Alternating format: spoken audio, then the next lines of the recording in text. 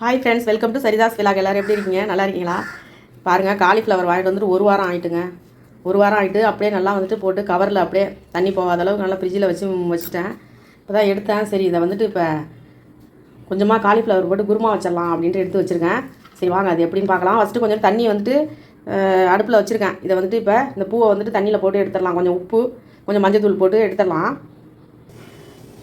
இவ்வளோ தான் இதில் சேர்றதே. இந்த பாருங்கள், இவ்வளோ தான் வந்துட்டு இந்த பாருங்கள், இதெல்லாமே அப்படியே வேஸ்டேஜ் ஆகிட்டு அவ்வளோதான். இது தூக்கி போட்டுருவோம். இவ்வளோ தான். இதெல்லாம் நல்லா ஃப்ரெஷ்ஷாக இருக்குது. இது சின்ன சின்னதாக உடச்சி இப்போ தண்ணியில் போட்டுருவோம்.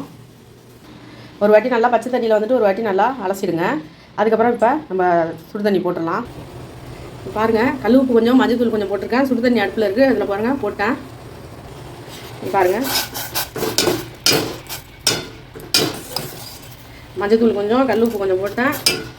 ஓகே, நல்லா வந்துட்டு கொஞ்சம் நேரம் அப்படியே இருக்கட்டும். ஒரு 2 நிமிஷம் அப்படியே இருக்கட்டும். மூடி வச்சிடலாம். ஆஃப் பண்ணிடலாம் ஸ்டவ்வை. காலிஃப்ளவர் அந்த சுடு தண்ணியில் இருக்குது. இங்கே பாருங்கள், ஒரு 2 தக்காளி எடுத்துக்கிறேன், மீடியம் சைஸு. ஒரு வெங்காயம், ஒரு நல்ல பெரிய வெங்காயம் தான். ஒரு பச்சை மிளகா, இதுதான் காரத்துக்கே நான் போட போகிறேன். பச்சை மிளகா 2 1 3 எடுத்துருக்கேன். 2 போடலாம். இல்லைன்னா வந்துட்டு 3 பச்சை மிளகாவும் போட்டாலும் நல்லா தான் இருக்கும். இதை அரிஞ்சிட்றேன். பாருங்கள், அரிஞ்சிட்டேன். ஒரு வெங்காயம், 3 பச்சை மிளகாவும் போட்டேன். மிளகாத்தூளை வேணால் கொஞ்சமாக போட்டுக்கலாம். இதுவே போதும். ஏன்னா வந்துட்டு உங்களுக்கு காரம் வந்து ரொம்ப சாப்பிடாதவங்க பச்சை மிளகா காரம் எடுத்துக்கிட்டால் ஓரளவுக்கு நல்ல இதாக. மஞ்சள் தூளை கொஞ்சம் போட்டு அப்படியே போட்டுடலாம். தக்காளி 2த்தையும் அரிஞ்சிட்டேன். இப்போ வந்து இதை அந்த காலிஃப்ளவரை வந்து நம்ம வடிகட்டி எடுத்து வந்துடுவோம். எடுத்துடலாம். அதை இது வடிகட்டியாச்சு.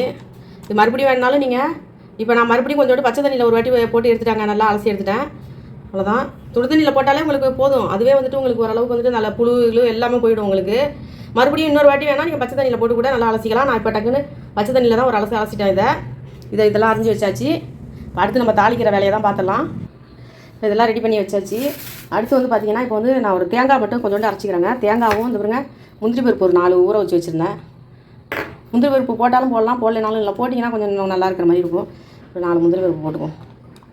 தேங்காய் உங்களுக்கு அளவுக்கு தகுந்த மாதிரி போட்டுங்க.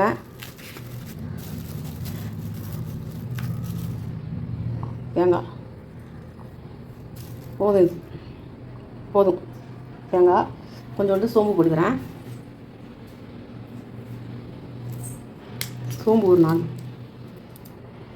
சோம்பு. இல்லை உங்களுக்கு சோம்பு வந்துட்டு பிடிக்கல அப்படின்னா நீங்கள் ஜீரகம் கூட போட்டுக்கலாம். சோம்பு போட்டால் நல்லா வாசமாக இருக்கிற மாதிரி இருக்கும். ஓகேங்க, இதை அரைச்சிட்டு வந்துடுறேன். இப்போ பாருங்கள், தாளிக்கிறதுக்கு பிரிஞ்சி இலை, பட்டை, ஏலக்காய், கிராம்பு, சோம்பு இதெல்லாம் வந்து தாளிக்கிறதுக்கு எடுத்து வச்சுருக்கேன். தேங்காய் வந்து தேங்காய் அரைச்சிட்டு வந்துட்டேன். மிக்சியில் இருக்கட்டும். அப்படியே மூடி வச்சிடலாம். இப்போ வந்து நம்ம தாளிச்சிடலாம். கருவேப்பிலை கொஞ்சோண்டு வச்சுருக்கேன். இதுங்க கொஞ்சோண்டு மல்லித்தலை, கொஞ்சம் இஞ்சி பூண்டு பேஸ்ட். இப்போ எண்ணெய் ஊற்றிடலாம்.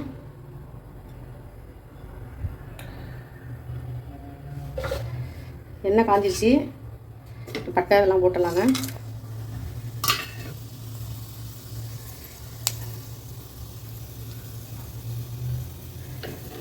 வெங்காயம் போட்டுடலாம்.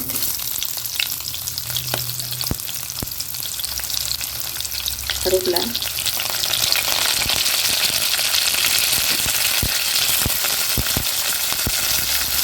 வதக்கலாம். வெங்காயம், உப்பு போட்டேன். இன்னும் கொஞ்சம் போட்டுடலாம்.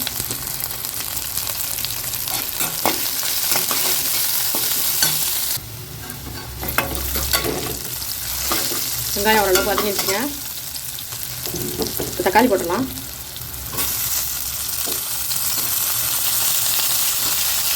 பச்சை மிளகாய் போட்டுடலாம். அது வதக்கலாம். இது வதங்கட்டும். இஞ்சி பூண்டு பேஸ்ட்டு கொஞ்சமாக, இஞ்சி பூண்டு பேஸ்ட் அளவுக்கு தகுந்த மாதிரி போட்டுக்கணுங்க. கொஞ்சம் வதங்கட்டும் நல்லா. கொத்தமல்லி கொஞ்சம் போட்டுக்கலாம். நல்லா வதங்கட்டும். இன்னும் கொஞ்சம் இப்போதான் நல்லா கொஞ்சம் ஓரளவுக்கு குறைவாக ஆகிருக்கு. ஒரே ஸ்பூனு குழம்பு மிளகாத்தூள் போட்டுக்கிறேன். ஏன்னா பச்சை மிளகா வேறு நான் 3 போட்டிருக்கேன். அதனால் ஒரே ஸ்பூன் தான் போட்டிருக்கேன். இது வந்துட்டு பார்த்திங்கன்னா வீட்டில் அரைச்ச குழம்பு மிளகாய் தூள் தாங்க. இதில் வெறும் தனியாகவும் மிளகாய் மஞ்சள் 3 தாங்க இருக்குது. இதையும் போட்டு இப்போ கலக்கிட்டு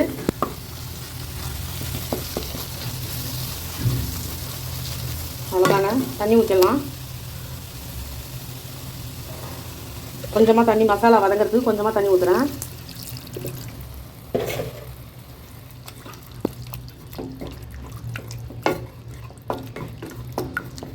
இதெல்லாம் இந்த வெங்காயம் தக்காளி இதெல்லாம் கொஞ்சம் அப்படியே நல்லா அப்படியே வேகட்டும். கொஞ்சம் ஒரு 5 நிமிஷம் அப்படியே மூடி வச்சிடலாம்.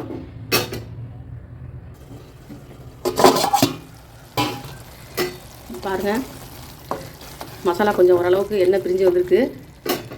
இப்போ வந்துட்டு நம்ம காலிஃப்ளவர் வச்சுருக்கோம்ல, அதை போட்டுடலாம். அதில்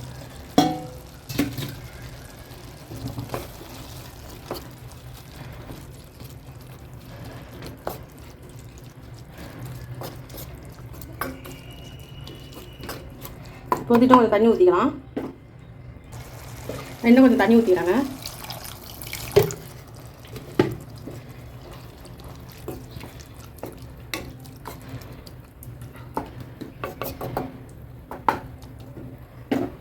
மூடி வச்சிடலாம். ஒரு 2 நிமிஷத்துக்கு அப்படியே இருக்கட்டும். மசாலாலாம் அதில் பிடிக்கட்டும். பாருங்கள், ஓரளவுக்கு நல்லா வந்துருச்சுங்க. இப்போ தேங்காய் ஊற்றிடலாம். பாருங்கள், தேங்காய் அரைச்சல தேங்காய் ஊற்றிடலாம்.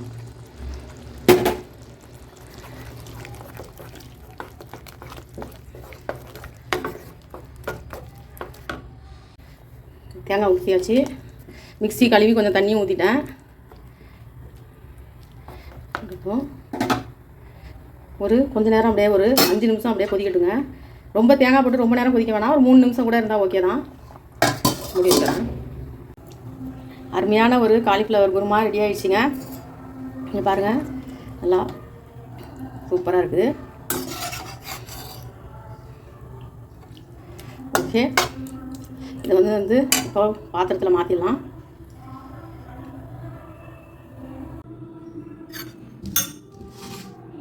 அருமையான ஒரு காலிஃப்ளவர் குருமா ரெடி பண்ணியாச்சு. நல்லா சூடாக சப்பாத்திக்கு, தோசை எல்லாத்துக்கும் ரொம்ப சூப்பராக இருக்குங்க. அது இதேமாரி ஈஸியாக செஞ்சிடலாம். டக்குன்னு எல்லாமே ரெடி பண்ணி வச்சிட்டோம்னாக்கா இதுமாதிரி நீங்களும் ட்ரை பண்ணி பாருங்கள். ட்ரை பண்ணிவிட்டு எப்படி இருந்துச்சுன்னு எனக்கு கமெண்ட் பண்ணுங்கள். இந்த வீடியோ பிடிச்சிருந்தா லைக் பண்ணுங்கள், ஷேர் பண்ணுங்கள், சப்ஸ்கிரைப் பண்ணுங்கள். நன்றிங்க. சுட சுட ரெடி.